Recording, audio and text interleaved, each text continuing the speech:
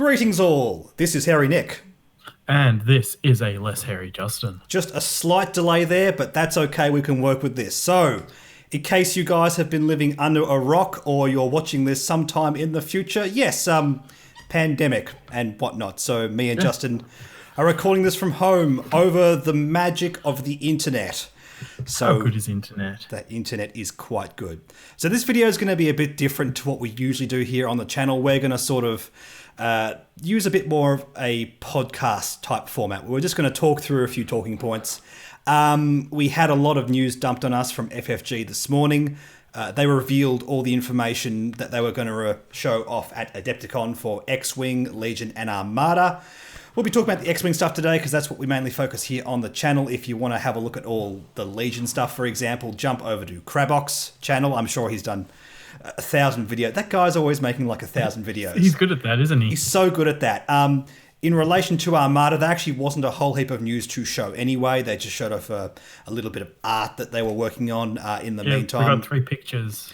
Pretty much. A lot of people were quite salty about that. And while I understand that, yes, at the same time, maybe they should have held off the announcement, it would have also caused a lot of ire if they didn't announce anything. We know what we're like, unfortunately. Yeah, you're damned if you do, damned if you don't. Pretty much, and with everything going on, guys, cut them some slack. They had manufacturing issues before the coronavirus broke out, so it's not a great time for the old manufacturing / developing an FFG. I don't know what the story is with them sort of working from home, but it looked like some of them were at home, some of them were still in the office. Maybe they have like a rotation thing going on there. I don't know what the rules over there in Minnesota are, but good luck to them. It's great to see that they can still operate. They're in a situation where they probably can. I imagine like game development is still possible when you're working from home, but like when they have to manufacture components and test stuff, that's gotta be a friggin' nightmare. I suppose you might be able to do something on like a tabletop simulator or something like that. Yeah, maybe they're using tabletop simulator to test all this stuff out. Imagine that. Before we jump into those X-Wing spoilers, I think we should talk about probably the more pressing issue right now, which is the coronavirus, the quarantining going on around the world. It does suck. Obviously, we're doing it here. We don't really have to be doing this, but we also live with family, so me and Justin are not taking any precautions. We're taking extra precautions because of that.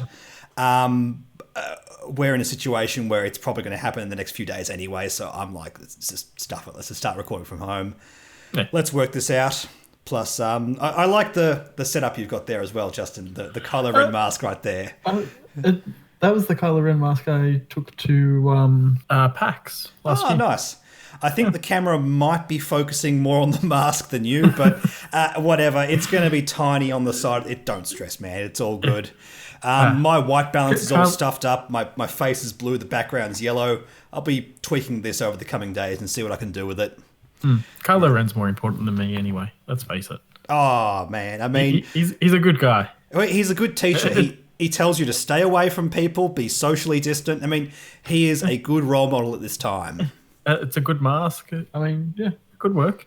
Also, my eye line's going to be all stuffed up because the camera's over there, but you're down there on my laptop.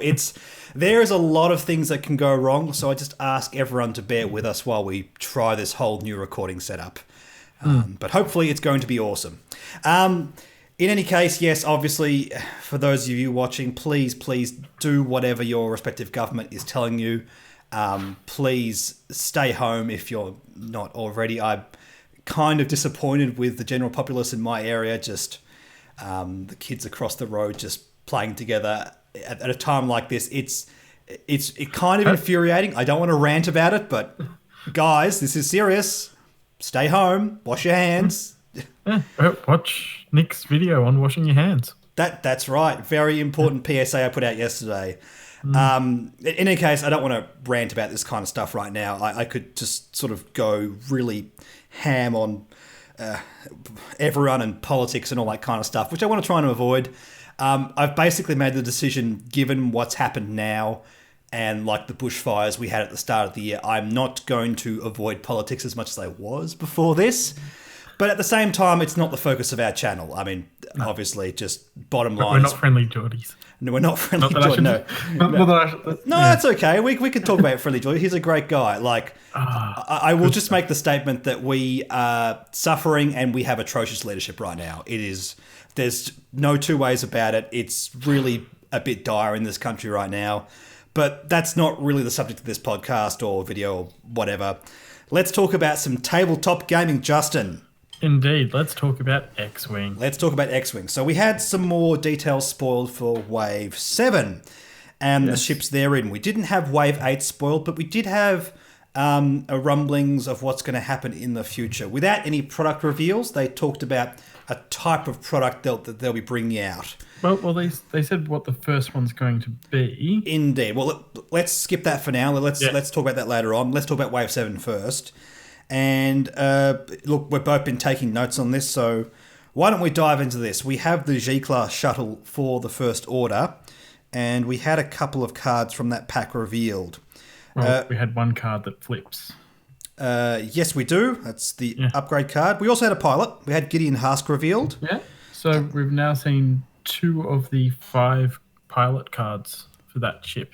Oh, fantastic. Because we've got Gideon and then we've got the generic Initiative 2 shown. Oh, great. By the way, I don't have notes here in front of me of the original reveal. That was 2 months ago, so it might slip my mind a little bit. I had to go back and try and find a little bit of information about that. Oh, sweet. Myself. Justin came prepared. I like this. Yeah. Gideon Hask.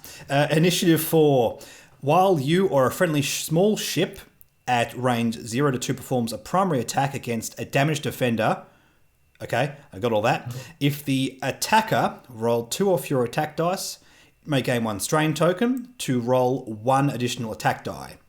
That's really, really strong against TIE FOs, or rather with TIE FOs. What do you think of this? So he's going to be a great swarm. Yeah, I mean, as the picture seems to indicate. Apart from anything else, like honestly, it's been so long since we've had news on this that I've forgotten a lot about this ship. That native white jam, I think, is going to be a bit of a sleeper for some people. That's going to be really, really powerful. Having something like that, a red coordinate alongside an ability like this, there is no cap on this ability. There's not 1 per turn, 3 per turn, which we'll talk about in a second with another card. It is when a friendly small ship attacks, just rolling on dice. Yeah. You get strain tokens, but at the same time, if you're using able low to initiative... take ships out, yeah. Like low initiative TIE FOs, who cares? Strain tokens, just take them. It doesn't matter. You've still got 3. You've got 3 green die that goes down to 2. You'll survive. But even if they're low initiative, then they might be able to clear the strain token before they have to defend again. So the idea is you put users with low initiative guys, so your opponent theoretically high initiative ships shoot them, then they shoot them back with this ability and clear strain before they get shot again. Yeah, that's true. Timing is everything. I love things that work with low initiative rather than high initiative. Yeah, it's strong. It's strong. I can't imagine this is cheap. The dial's just okay, but coordinate, jam, that ability, that's going to be strong. Let's move on to the next card here. So Agent Tarek, we actually had revealed in the last article. We had the first half. Yeah, and... I remember we were talking about is it going to be like downside or upside? It's kind of both. So I didn't realize this guy's actually from the Poe Dameron comic, which now I really want to read that now. Actually, that sounds awesome. I'll just read the front half of this. Setup. Equip this side face up and place 3 calculate tokens on this card. At the start of the engagement phase, you may choose a friendly ship at range 0 to 3 and remove 1 calculate token from this card to have that ship gain the matching token. Then, if there are no calculate tokens on this card, flip it. So the cool thing about that, apart from anything else, is you can just spend 2 of the tokens and then never flip it if you think it's going to be too much of a downside. Can you read the other side, Justin? I don't have it here on my phone, actually. The flip side is Agent Trex, in brackets, Cyborg. During the system phase, roll 1 attack die. On a hit or a crit result, gain 1 calculate token, otherwise gain 1 jam token. And then you've got an action, transfer 1 calculate token or 1 jam token to a ship at range 0 to 3. So there's real downside in that. At the same time, it's like a jam token. You can kind of fly around that. Yeah. You could put this on the G class and just use your own jam and never take tokens. Yeah. What's really funny is if you could also fly with Hollow, and then you just keep passing the token back and forth. Yeah, that's the thing you can do. Just because. I love all these first order cards that must pass around their tokens. That's such a cool mechanic. Yeah, but the looks of it, they're turning to this sort of must, and also like double face cards. I'm enjoying it. Yeah. Just talking about that Gideon Husk Swarm before, I think that could be interesting if you strategically give the right ships calculate tokens. It could be better alongside aces. I'm actually kind of torn on that. What do you think? I mean, I know you like to fly aces more than anything else. Yeah, I'm slowly trying to move my initiative down, but it's not working yet. Every list you give me, it's always like 5s and 6s. I'm like, oh, I want to try this new hotness. Hey, like, to be fair, I've been flying a 4 for a little bit now. That's it, a little bit. You're getting there. You're getting there. You'll switch it over to Von Reg. You'll switch it over to Von Reg eventually. Yeah, so having calculate on a high initiative, obviously more upside, and the fact that you could have a calculate and a focus and even maybe a target lock as well. You've just got all the agency to switch any dice you want. That's it. But then on the lower initiative, it either means that they're surviving longer or they're going to deal that extra attack. And if you've got to get rid of your jam token, give it to a useless ship. Even to an ace, which doesn't actually have any tokens anyway.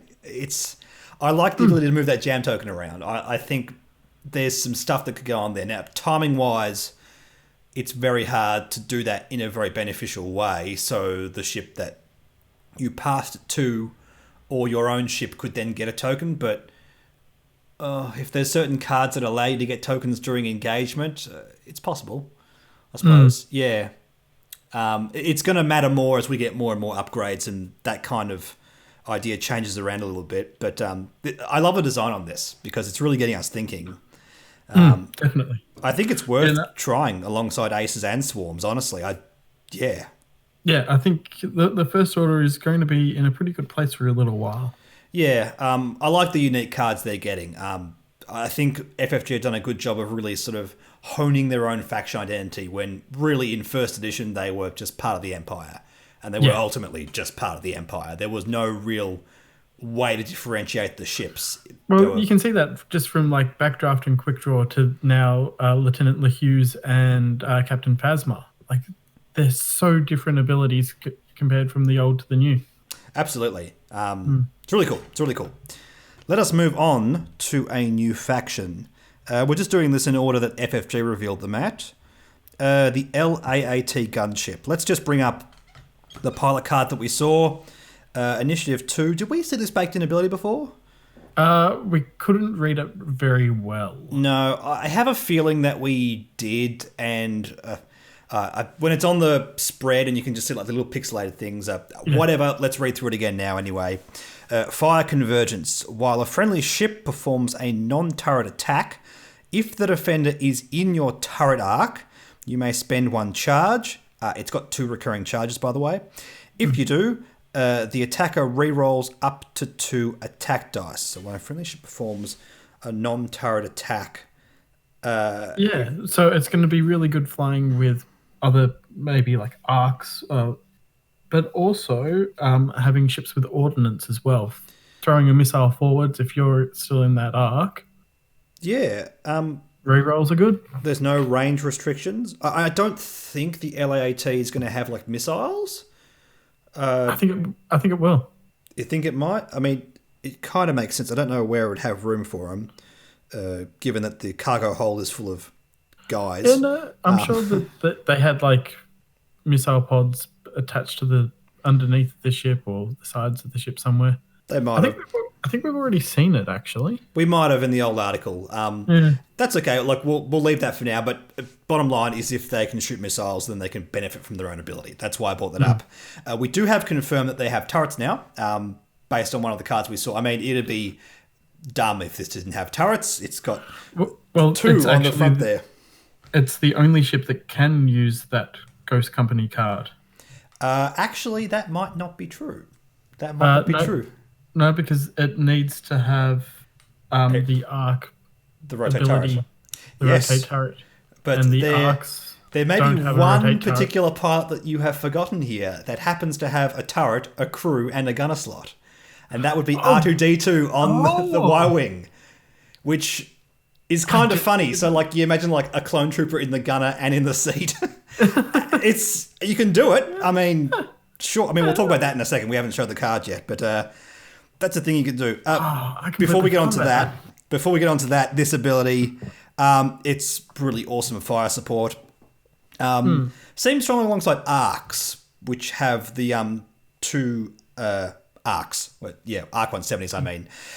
Being able to shoot forwards and backwards, we already see a tiny amount of play with them. This obviously is not good alongside Y-Wings. I don't know about this alongside like the traditional Republic list with Aces, Jedi Starfighters, Naboo Starfighters. No, I think that this is going to turn into more of a Clone Wars, like a clone list, yeah, which is good because we're not seeing a lot of that in meta play, so it'd be good to be able to shake that up a little bit. Yeah, that's cool. I really like that there's a design that really seems to push a different style of play. Not that this pack's not going to have things for Jedis and Aces and that kind of thing, because we know the Force user cards that we have seen would theoretically help with those quite a lot. A really powerful support role, which again is a good thing because it's not just Aces.list. It has a couple of Aces and a support role, which is nice to see. Let's just jump over to the card we just mentioned, Ghost Company. Yeah, which is a crew and a gunner slot on the Republic, which requires a rotate turret arc. And it says, after you perform a primary attack, if you are focused, you may perform a turret attack against a ship you have not attacked this round as a bonus attack. Wow, I didn't read that before. That is if you are focused. So it's basically Bistan, sort of? Yes. Bistan, but taking an extra crew slot. Excellent. So the wording is slightly different, but the effect is exactly the same. Ghost Company also gives you the turret 2 red focus, so it helps enable itself a little bit better than Bistan does. I've spoken about Bistan, and Justin's... What are you thinking, man? What are you thinking? I was just thinking, with regards to R2, the only way that you're going to be able to use this is if you have the red focus, because he takes the... He takes Calculate. That's a very, very good point. Which is still not trash. No. But you have to use the rotate turret action before you red focus. And a rotate turret action must go to a different quadrant. Okay, I don't like this on R2 very much. I mean, it's not bad because you've still got the front arc as well. So after you perform that's true. No, that's very true. So I don't think it's going to be complete trash, but you have to rotate it. Like, imagine if you want to shoot at the same spot over and over again, it just can't happen. No. I think it's not complete trash, no, but at the same time, this is probably way better on an LAAT gunship. Now, I've spoken about how much I love Bistan. I think the effect is absolutely nuts. This is just a better Bistan. I mean, technically, it's different faction. You've got to use up the crew slot. Blah, blah, blah. There's a few things that don't quite line up the same as it does on Bistan. It's one of those things, if you're not going to use the crew anyway, it's not a real cost. And I really like this. I really like this a lot. I think it's going to depend on its cost, because if you're thinking about the fact that it takes a gunner and a crew slot, if you're going to be using that crew slot for another Jedi, the Jedi are already going to be 10 points at least, probably. That's what I mean. If you weren't going to do that anyway, it isn't a cost. But if it's something that's going to combo really well with the Jedi, obviously they've prevented that from happening. And it could be a case of they tried this design and found, this is just dumb with Jedi. And it could be because they get the Force token as well, which helps with their attack dice mod. I can imagine a world where that happened. You have to remember, in the case of Bistan, it's not super easy to get him alongside. No, most of the Rebel Force using cards are gunners, so you can't put it alongside Bistan. Kanan. I think Kanan is a crew member from Kanan, memory. you've also got Leia on the YT now. Yes, that's a very good point. You can use. Oh, wow. Okay, these are some things to play around with. So it could be a case of FFG want this to happen on the Rebellion, not the Republic so much. I mean, the thing might just have 2 crew slots anyway. I mean, wouldn't be surprised if it did. Yeah, But I mean, as they said, it is a troop carrier. So that's troop it. carrier And sounds like more than one. it just strikes me as something where it's like, I think something happened in playtesting that made, okay, we've got to get rid of that crew slot. Everything's, we have some bad combinations there. And speaking of the Republic, we got information about the Naboo Adepticon ship. Yes, which it is going to be released tomorrow online. Just online. So it originally was going to be online and at Adepticon. Obviously, Adepticon is not on this year, so we can't do that anymore. What did they say? 11 a.m. Was it 11 or 10? Something like that. Just check the FFG stream if you want to get any more information on that. But I think it was this is how prepared we are. I think it was like standard Central Time over in the US. So for us here in Australia, it's like 15-ish, 16-ish hours in the past. Something like that. So it's later today then? No. It'd be a Saturday morning for us. Oh, Saturday morning. Okay. Yeah. In the future. In the future. We are living in the future here in Australia. So if you want to get that nice little chromed N1 Starfighter, just check the forums and everything. So there's a thing so you know when it's going to happen. Just bear in mind that FFG are working a skeleton crew at the moment, so you'll get the order, but they can't ship it out until the lockdown stops. So be patient. It's going to take some time. Be patient. At least they can take the orders. I mean, they can still obviously manage the website somehow, which is a good thing right about now. Let's move over to the last ship in Wave 7, the Droid Separatist gunship. Yes, the HMP gunship. Indeed. Now, I think we did see this baked-in ability before, but again, it was annoying, but we got a bit more context for it now. Well, not really. We haven't had any news in the past 2 months. But at the same time, we can now clearly see this and we can actually have a discussion about it and talk about what kind of things works with it, which is networked aim, which essentially says you don't spend target locks for their regular effect, as in during an attack, you spend a target lock and reroll any amount of dice you like. You instead can always reroll any amount of dice during an attack based on the amount of friendly target locks on that ship. So it's kind of like an improved fire control system to a certain extent. It is. It's almost like an improved target lock if you exploit it. And let's be honest, if you're going to run these kind of things, I think you probably are. Yeah, I'm thinking about flying like 2 of these in Grievous. That's what I want to do. Yeah, that could be fun. A droid ace list might be a thing.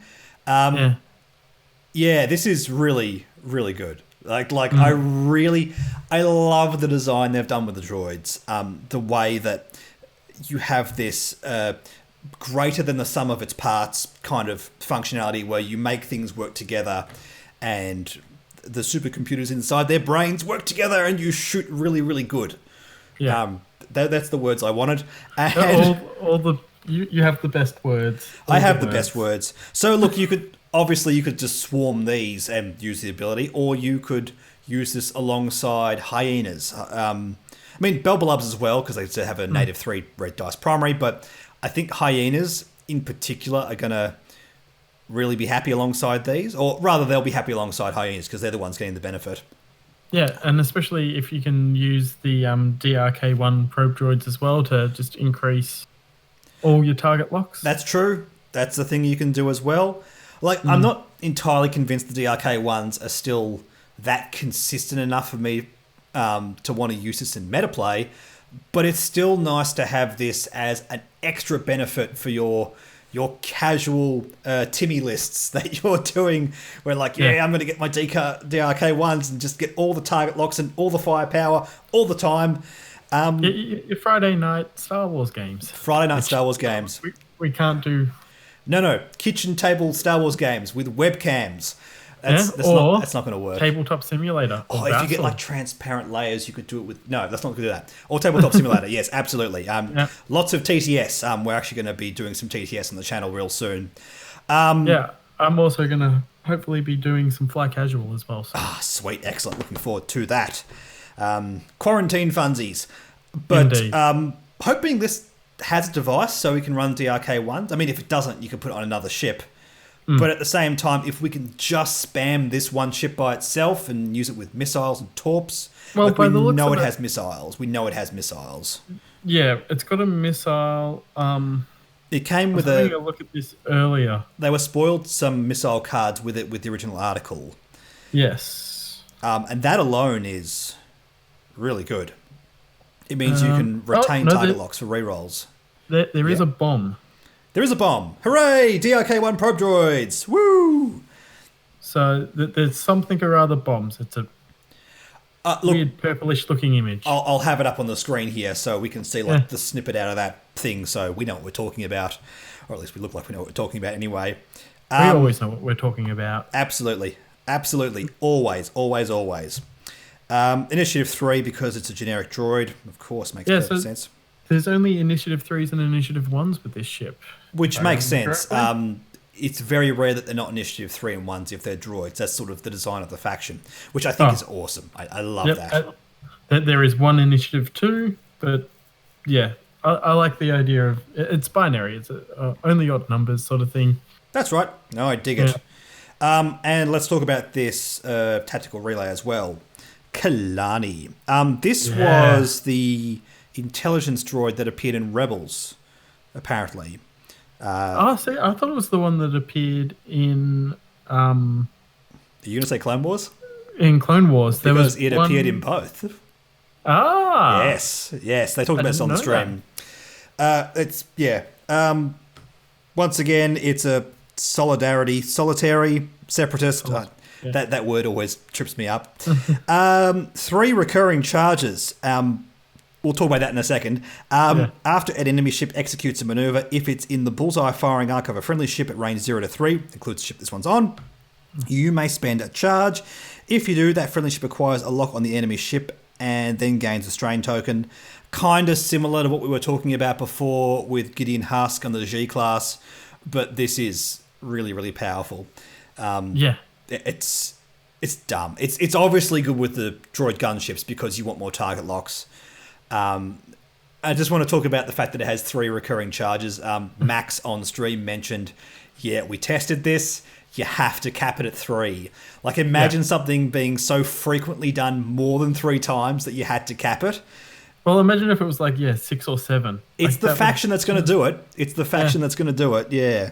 I think 6 or 7, and this card would have been 20 points or something like that if it was many cards. Well, points. It's going to be 3 or it's going to be not capped at all. I don't think they're ever going to have 4 recurring charges on it. I mean, they could. It would be very messy, though. I think in terms of design, 3 charges should be a cap that they do across their designs. So what this indicates to me is they tested it alongside Vulture droids and dumb things happened. Which is really... You point a Vulture swarm at a ship. If it doesn't fly out of those bullseye firing arcs, ping, ping, ping, ping, ping, target locks for days, and ships just melt. It also brings the question up, how much is the gunship going to cost?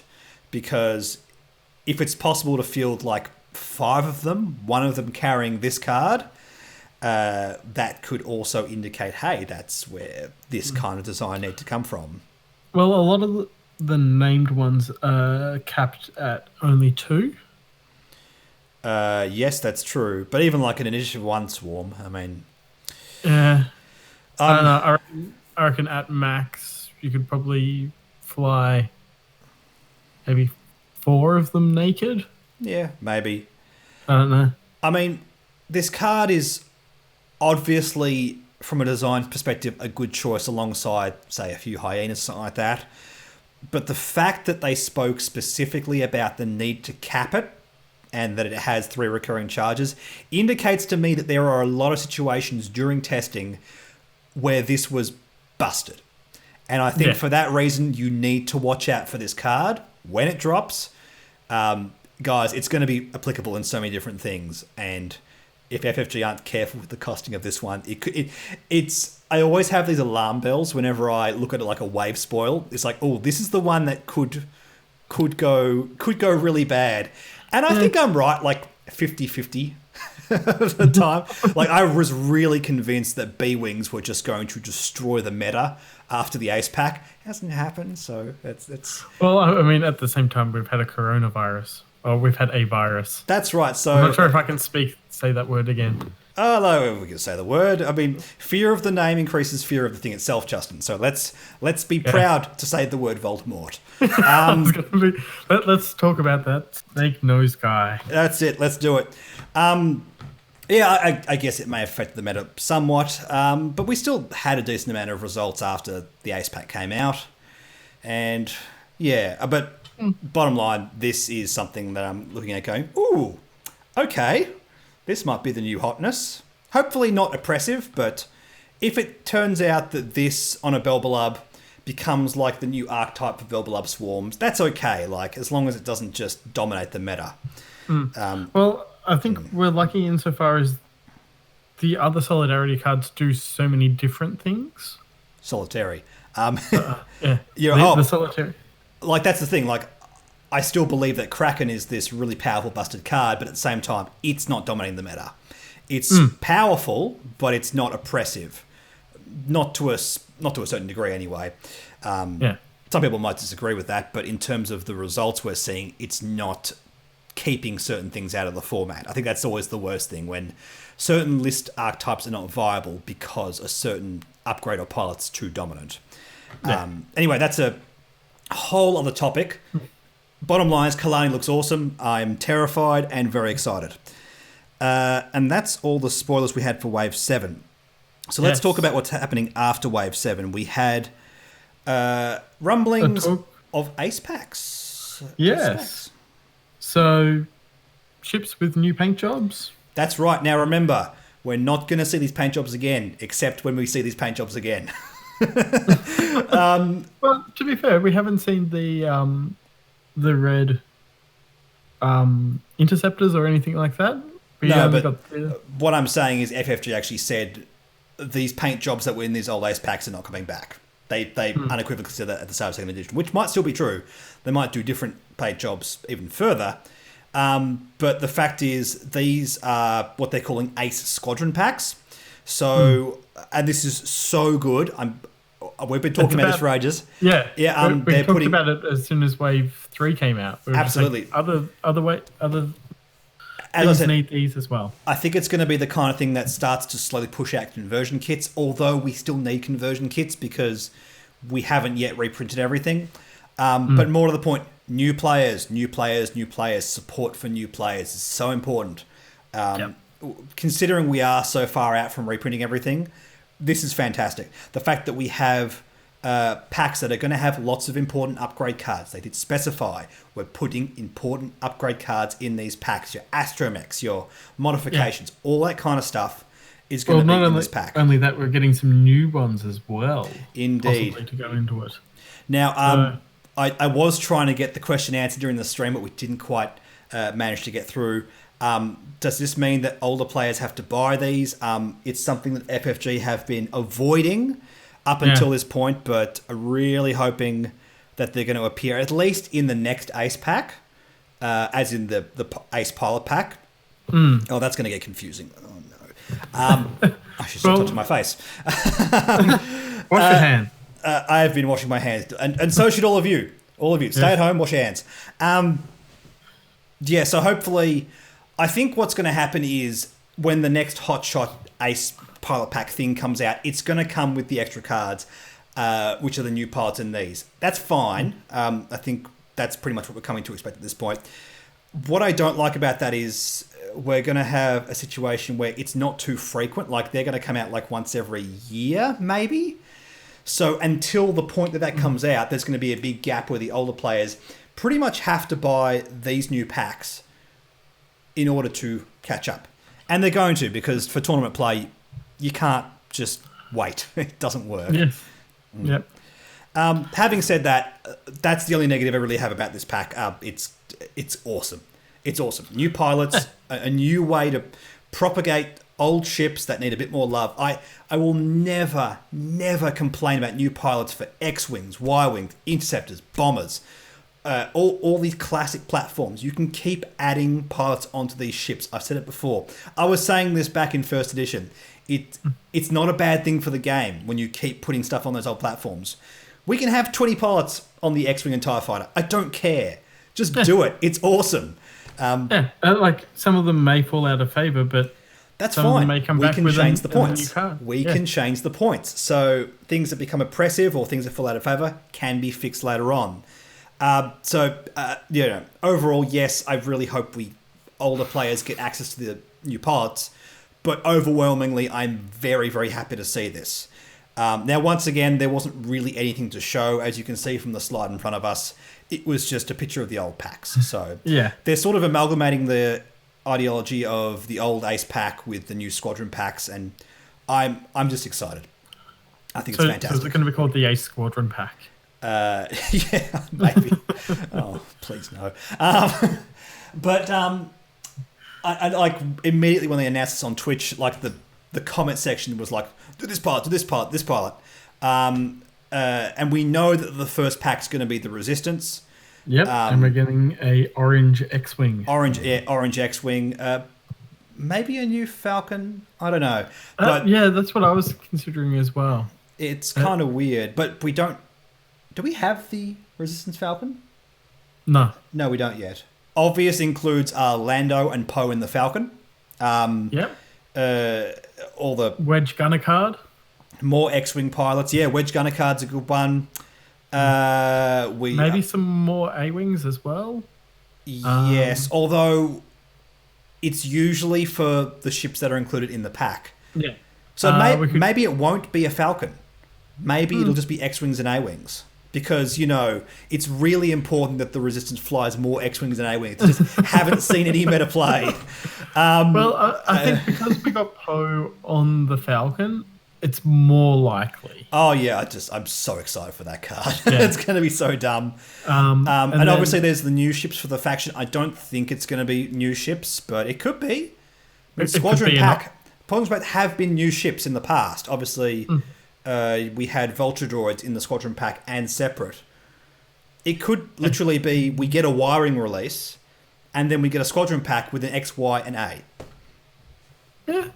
3 ships? It might happen, might not. I mean, I'm I don't know. Mad speculation, son. Yeah.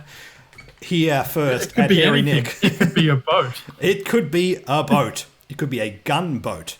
Indeed. But obviously other includes for other factions, Karnor Jax, all of the Lothal rebels on their various platforms like Hera, Sabine, Ezra, A-Wings and X-Wings and all that kind of stuff. That was one thing that they were talking about. They're going to be themed packs. Oh, it sounds so cool. It sounds so cool. Yeah, you're going to have like the Ghost Squadron and things like that. Yeah. Oh, it's going to be so good. Yeah, it's going to be awesome. Again, that's something I've spoken about before. Like we should have like a Rebels pack with like Rebel pilots for the it's happening. Yeah. They're listening to us, Justin. Ooh, it's exciting. It's scary thoughts. Very exciting times. I'm just terrified. But there are so many includes that we could talk about in the comment section below. Just they should include this, they should include that. Yeah. Maybe they read them. Who knows? Let's just start doing this. And with that, I think that's really it. Justin, did I miss anything? Just quickly, the fact that Brian is actually going to be writing the articles for these 3 ships coming out. Yep. For Wave 7. And it's going to be coming out probably April, May, these articles. These articles. Which is a little bit disappointing considering how long it's been since we've had an X-Wing article, but... Yeah. I get it at the same time. I can't be too harsh on them. A lot of people already are, so don't want to sort of join that hate train right now. Given what's going on, cut them some slack, seriously. Yeah, so does that mean that we're going to be waiting until like maybe June for a release of this Wave 7? It wouldn't surprise me. At the same time, again, I can't really blame them. I mean, they manufacture everything in China, so who knows? Who knows? just to just let you guys in on some of the stuff in my personal life. I work for 2 retail shops. One of them's a major electronics supplier here in Australia, who sells Apple products. That really narrows it down. But like, we don't know when we're getting a restock of Apple stuff. We just don't know. Now that is Apple, one of the biggest tech companies in the world. You have to appreciate the situation FFG's in. You know, they're trying to get stuff out of a printer, which probably prints stuff for a lot of different companies as well. We're in a situation where we just don't know what's going on. We can't really speculate on a release windows. In fact, I'm willing to bet when those articles drop, they will not have a release quarter on them. They just won't. We're in that situation. In the meantime, we're all here playing TCS on our computers, and they're struggling for money. And I'm at a point where I just want to go, I just want to do big orders to my LGSs that are still posting stuff out, because I want to support them however I can. Because it's a scary time. It's a very scary time, especially for companies that don't have the backing of like huge conglomerates. Like I know FFG is owned by Asmodee, the French company, the French board game company. Yeah. And yeah, it's kind of scary. So A, cut them some slack, and B, if you can find a way to support them, maybe just consider it. It was at that point right now. Speaking of, those theme decks should be coming out sometime soon, hopefully. Maybe, you know, consider buying one of those. Yes, absolutely. Oh, yes. Oh, for the different factions. Oh, yeah. I forgot about those. Again, squadron packs, rulers, dice, theme decks. Yeah. All together. 2 of them. Yes, I am also going to get 2 of them. I might just buy all of them. They look so cool. I want to at least get the First Order and the Separatists. Yeah. Oh, the scum with the Fang fighter. Yeah, French kiss. That looks good. Chef's kiss. That's the one. French kiss? No, Nick, that's wrong. That's a different thing which none of you should be doing right now. None of you, okay? Very wrong. Very wrong. Okay, we're getting to the point where we're just rambling. I think we should end this video and just say thanks to everyone who's watching, you know, regular stuff, Facebook, Twitter, all that kind of stuff. But most importantly, above all of those kind of things, just stay safe, guys. If you can avoid going outside, do it. You don't have to make those little trips to the shop. I know both the retailers I work at do online orders, so focus on that. Yeah, pay for postage, please. The stakes too high. The stakes is too high. So do the right thing. LGSs are now doing. Well, some of them are doing mail out orders as well. Well, they're doing what they can, and I'm in the situation too with where I work. We're doing what we can. We're doing what it is responsible and what we're allowed to do. So just focus on that. Bear in mind, we will get through this. We'll be back at our LGSs soon, and we'll be rolling dice on real tables with real people across from us. Yep. In the meantime, just be cool. That's it. And with that, we'll both catch you in the next video. Bye.